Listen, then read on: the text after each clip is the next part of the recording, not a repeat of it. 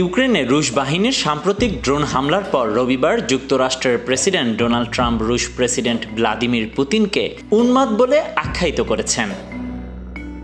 নিজের সামাজিক মাধ্যম ট্রুথ সোশ্যালে পুতিনের প্রতি অসন্তোষ জানিয়ে এক পোস্টে ট্রাম্প লেখেন, রাশিয়ার ভ্লাদিমির পুতিনের সাথে আমার বরাবরই খুব ভালো সম্পর্ক, কিন্তু তার কিছু একটা হয়েছে।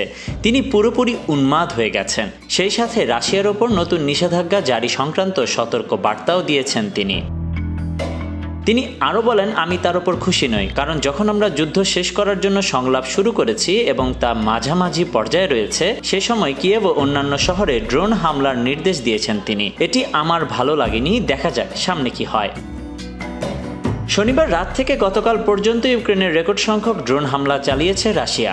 হামলায় অন্তত 13 জন নিহত হয়েছেন। শনিবার রাতভর ইউক্রেনে 360টিরও বেশি ড্রোন নিক্ষেপ করেছে রুশ বাহিনী। রাশিয়া ইউক্রেন যুদ্ধের গত 3.5 বছরে এটি ছিল রুশ বাহিনীর সর্ববৃহৎ ড্রোন হামলা। Desk report, news now 24।